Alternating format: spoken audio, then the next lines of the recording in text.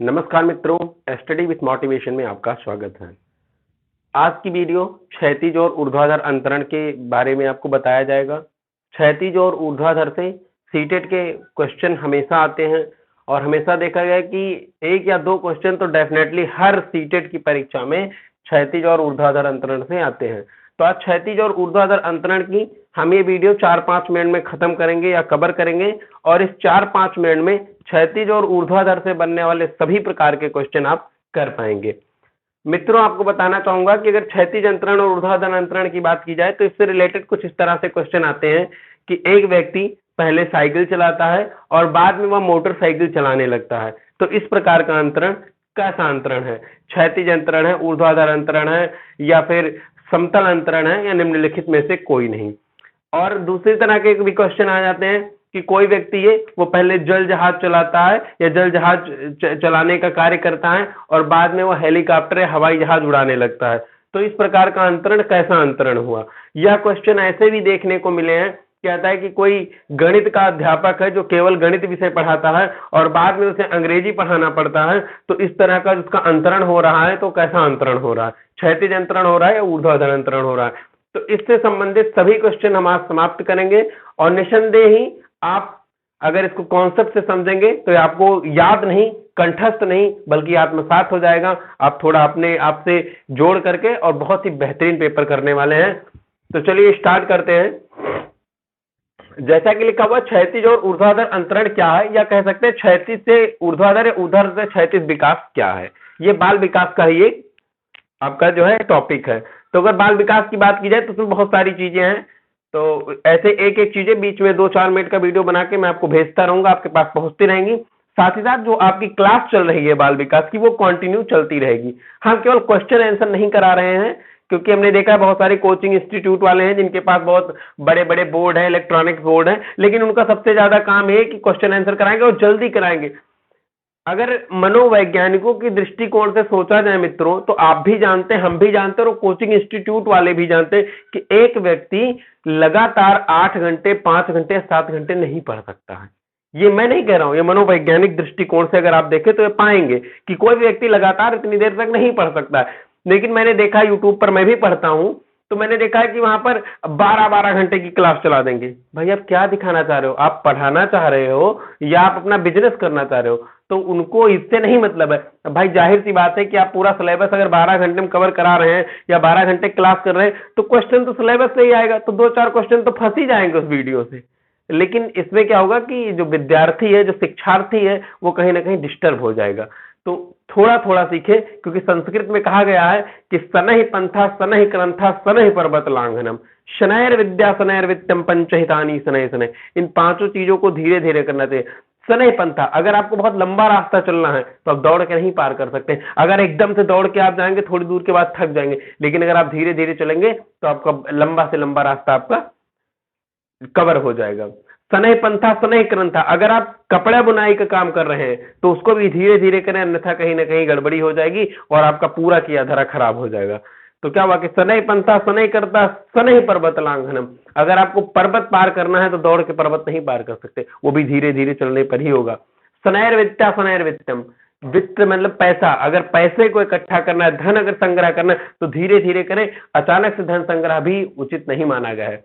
शनैर विद्यम, अगर विद्या का अगर अर्जन करना है तो विद्या भी धीरे धीरे ग्रहण करें। पंचहितानि शनैः शनैः, ये 5 चीजें धीरे धीरे करनी चाहिए। और जो लोग ये 5 चीजें धीरे धीरे करते हैं, निसंदेह वो सफलता की सीढ़ियों को छूते हैं और चढ़ते हैं। नहीं तो हर वर्ष लाखों अभ्यर्थी एग्जाम देते हैं लेकिन कुछ ही उत्तीर्ण होते हैं। उसका यही कारण है, एकाएक वीडियो देखेंगे नहीं, पहले ही डिसाइड कर देंगे कि वीडियो अच्छी है या बुरी है। कोई भी ज्ञान बुरा नहीं है। आप ये वीडियो, आप किसी का भी वीडियो देखें, कोई भी अगर आप शिक्षा ग्रहण करें तो आपके पास धैर्य होना चाहिए। धैर्य सबसे महत्वपूर्ण चीज है। अगर आपके पास धैर्य नहीं है तो आप कुछ नहीं कर पाएंगे। मेरा वीडियो ना देखिए, आप किसी का भी देखिए, कोई भी सब्जेक्ट देखिए, धैर्य होना चाहिए। क्षैतिज और ऊर्ध्वाधर की हम बात इस कदर करेंगे कि ना केवल सीटेट, अपितु किसी भी परीक्षा में अगर क्षैतिज और ऊर्ध्वाधर आएगा तो निसंदेह ही आपका वह क्वेश्चन सही जाएगा। तो चलिए अब बहुत देर ना करते हुए टॉपिक पे आते हैं। क्षैतिज अंतरण या क्षैतिज विकास की अगर बात करें ऊर्ध्वाधर से, या ऊर्ध्वाधर की विकास करें क्षैतिज के, तो ऐसा होता है कि जब कोई विषय वस्तु का ज्ञान या किसी क्षेत्र का ज्ञान या किसी विषय विशेष का ज्ञान जब उस विशेष ज्ञान को न प्रभावित करके दूसरे में प्रभावित होता है तो वैसा ज्ञान क्षैतिज ज्ञान कहलाता है। जैसे कठिन शब्दों में हो गया, आप सरल शब्दों में समझाते हैं। जैसे मान लीजिए ये है ए और ये है बी। अब मान लीजिए ए ने साइकिल चलाना प्रारंभ किया या सीखा या वो जानता है, तीनों चीजें। साइकिल चलाना प्रारंभ किया, साइकिल चलाना जानता है या उसने सीखा।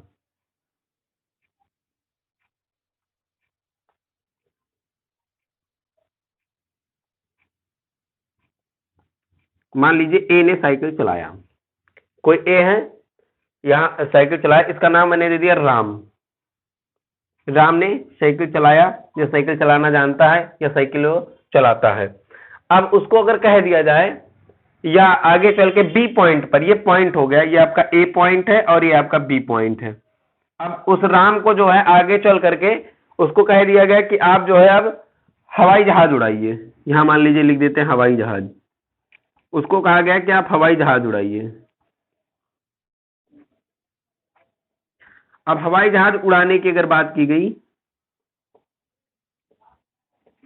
उसको कहा गया कि आप, राम से कहा गया कि वो साइकिल चलाना जानता था लेकिन उससे कहा गया कि आप हवाई जहाज उड़ाइए।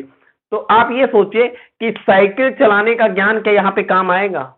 जी नहीं, बिल्कुल भी नहीं काम आएगा। जो साइकिल चलाने का ज्ञान है वो हवाई जहाज उड़ाने में बिल्कुल भी काम में नहीं आने वाला है। इसका ज्ञान और इसका ज्ञान एक दूसरे से अलग है। तो इस तरह का जब अंतरण हुआ, यानी राम का अंतरण, तो साइकिल चलाना जानता था लेकिन जब हवाई जहाज चलाने में हो गया, या राम का विकास जब इस तरीके से हुआ कि साइकिल से सीधे हवाई जहाज की तरफ हुआ, तो ऐसा अंतरण क्षमा चाहता हूं, ऐसा अंतरण या ऐसा विकास क्षैतिज विकास कहलाता है। एक दूसरा उदाहरण आपके सामने प्रस्तुत कर रहा हूं। जैसे मान लीजिए कोई व्यक्ति है, राम श्याम कोई भी नाम ले लें, अगर मान लीजिए उसको गुणा करना, भाग करना, जोड़ना, घटाना इत्यादि सिखाया गया। उसको गुणा करना, भाग करना, जोड़ना, घटाना इत्यादि उसको सिखाया गया और आगे चल के वो ये सारी चीजें सीख गया। फिर बी पॉइंट की अगर बात की जाए और वहां उससे कहा गया कि अब आपको जो है हाँ, अब उसके बाद क्या गया कि अब आपको यहाँ पे इंग्लिश सब्जेक्ट पढ़ना या पढ़ाना है। ENGLISH, इंग्लिश आपको पढ़ना या पढ़ाना है। तो अब आप ये बताइए कि उसने जो गुणा, भाग, जोड़, घटाव सीखा, क्या अंग्रेजी में या इंग्लिश में उसका कोई रोल है? जी नहीं, क्योंकि इस क्षेत्र की भाषा, इस विषय का ज्ञान या इस क्षेत्र का ज्ञान इस क्षेत्र को बिल्कुल भी प्रभावित नहीं कर रहा है। इससे इसका कोई संबंध भी नहीं है। ये एक दूसरा विषय, ये दूसरा विषय, इसका यह ज्ञान यहाँ पे प्रयोग नहीं हो पा रहा है। तो जब भी ऐसा कुछ होगा तो ऐसा आपको बताना चाहूंगा कि ऐसा जो अंतरण होगा या ऐसा जो विकास होगा वह क्षैतिज विकास होगा। सीधे शब्दों में अब कहना चाहता हूं कि ऐसा कोई भी विकास जो पूर्व ज्ञान या पहले सीखे गए ज्ञान को दूसरा प्रभावित नहीं करता या उसमें उसका सहयोग नहीं होता या उससे सहयोग नहीं लिया जा सकता है पूर्व ज्ञान से, उस तरीके का अंतरण या विकास क्षैतिज विकास कहलाता है। अब दूसरी बात आएगी ऊर्ध्वाधर की। अब ऊर्ध्वाधर की हम बात करेंगे तो यहां पर भी चलिए पहले उदाहरण हमें साइकिल वाला ही ले लेते हैं। साइकिल का उदाहरण अगर लेंगे तो मान लीजिए यहां पर एक श्याम है, यहां पर एक व्यक्ति है, एक अमुक व्यक्ति है, मान लीजिए यह व्यक्ति है और इसका नाम है श्याम। ये श्याम है। यहां पे हम पहले दो पॉइंट बनाएंगे, पॉइंट ए और पॉइंट बी, ताकि हम ये चीज क्लियर कर पाएंगे कि कहां से क्या हो रहा है। अब ये व्यक्ति जो है इसको साइकिल चलाना आता है, केवल साइकिल ही नहीं है। अब देखिए साइकिल में यहाँ पे इसलिए बता रहे हूँ कि मैं एक उदाहरण दे रहा हूँ। अब अपने दिमाग पे जोर डालिए, जब आप इसको आत्मसात करेंगे, मतलब बहुत अच्छे से इसको गहन करेंगे या समझेंगे, इसकी गहराई में उतरेंगे, तो आपको ऐसे हजारों ऑप्शन मिल जाएंगे। जैसे कोई पैदल चल रहा है या कोई मोटरसाइकिल से चल रहा है। अब कोई मोटरसाइकिल से चल रहा है, कार चलाना सीख जाता है तो किस तरीके का अंतरण है, या अगर कोई पैदल चल रहा है साइकिल चलाना सीख गया तो किस तरह का अंतरण है, ये भी मैं भी आपको बताऊंगा। तो यहाँ पे पहले उदाहरण दे रहे हैं कि साइकिल चलाता है, मान लीजिए साइकिल चलाना जानता है ए पॉइंट पर। अब बाद में बी पॉइंट यही मान लेते हैं, चलिए इधर की जितनी भी चीजें लिखूंगा सब बी पॉइंट, वो बाद में क्या करता है,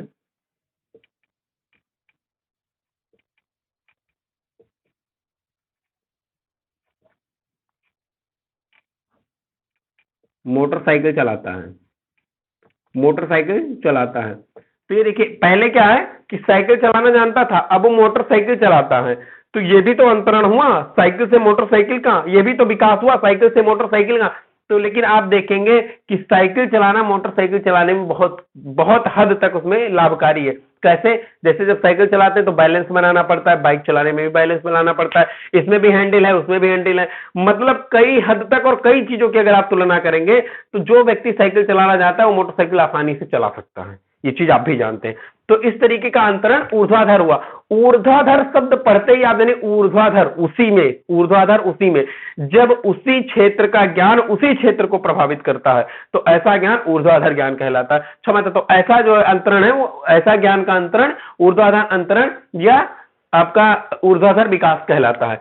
जैसे अब दूसरा यहां पे ले लेते हैं हम, एक व्यक्ति था वही श्याम है, जिसको यहाँ पे गुणा भाग जोड़ घटाओ इत्यादि बताया गया, और बाद में उससे कहा गया, बाद में गुणा भाग जोड़ घटाओ इस श्याम को सिखाया गया। अब बाद में उससे कहा गया कि आप बताएं 15 + 30 कितना होगा, कितना होगा, यह बताया गया 20 का समझ आता हूं, 20 को भाग दीजिए आप, 20 से भाग 5 का करेंगे तो क्या होगा, यानी इस तरीके के यानी सवाल यहां लिख सकते हैं, सवाल दिया गया, सवाल दिया गया। तो अब आप देखेंगे कि जो श्याम ने गुणा भाग जोड़ घटाव सीखा था या जोड़ना और घटाना सीखा था वह उसका यहां पे काम कर रहा है। 15 + 30 करेगा तो उसमें काम करेगा, अगर वो भाग देना सीख रहा है 20 और 5 का तो उसका कहीं ना कहीं काम करेगा। तो जब भी उसी विषय क्षेत्र का ज्ञान उसी क्षेत्र को प्रभावित करेगा तो वैसा ऊर्ध्वाधर होगा। ऊर्ध्वाधर और क्षैतिज, एक बार मैं एक लाइन में कहना चाहूंगा कि ऐसा कोई भी ज्ञान जब उसी क्षेत्र को प्रभावित करता है जिस क्षेत्र का वह ज्ञान है, या उस क्षेत्र में वो सपोर्ट करता है, ऐसा भी कर सकते हैं, या उसको सीखने में मदद करता है उसी क्षेत्र को, या उस क्षेत्र का ज्ञान जो पहले से उसने सीखा है वो दूसरे क्षेत्र में लाभकारी होता है, तो उस तरह का अंतरण ऊर्ध्वाधर। देखिए उसी का अंतरण यानी उसी का ज्ञान उसी के क्षेत्र में जब होगा तो उसको कहेंगे ऊर्ध्वाधर। अब ये क्षैतिज की अगर बात की जाए तो क्षैतिज में आप सीधा सा एकदम कॉन्सेप्ट दिमाग में रखिए, जब उससे एकदम विपरीतार्थी होगा, यानी उस क्षेत्र से ना हो करके, जैसे मान लीजिए कि किसी को मैथ आती है बहुत अच्छी और मैथ के बाद में मैथ उसको बहुत अच्छी आती है, मैथ वो लगा सकता है, लेकिन उसको विज्ञान दे दिया गया या उसको विज्ञान दे दिया या उसको अंग्रेजी दे दिया गया या उसको संस्कृत दे दिया गया, तो उस क्षेत्र से ना होकर के, जैसे अभी मैंने बात किया था कि कोई व्यक्ति मोटरसाइकिल चलाता है और बाद में उसको हवाई जहाज चलाने के लिए कह दिया जाता है, तो मोटरसाइकिल चलाना दूसरी चीज है, हवाई जहाज चलाना दूसरी चीज है, लेकिन कोई साइकिल चलाता है तो मोटरसाइकिल चला सकता है। अब इस तरीके के बहुत सारे क्वेश्चन है, आयोग कोई भी क्वेश्चन बना दे, एग्जामिनर कोई भी क्वेश्चन बना दे, अपने दिमाग को कंसंट्रेट रख के उसको सोचिए और उसका आंसर आप निसंदेह ही पाएंगे। तो ऊर्ध्वाधर और क्षैतिज अंतरण का आज का इतना ही विषय था। आप सभी से एक ही अनुरोध है, कृपया वीडियो को लाइक करें, शेयर करें, सब्सक्राइब करें, सपोर्ट करें। आपको अगर कोई त्रुटि लगती है तो ये आपका अपना चैनल है, आप कमेंट करें, हम अगली वीडियो में उसे सुधारेंगे। बस आज के लिए इतना ही। जय हिंद, जय भारत।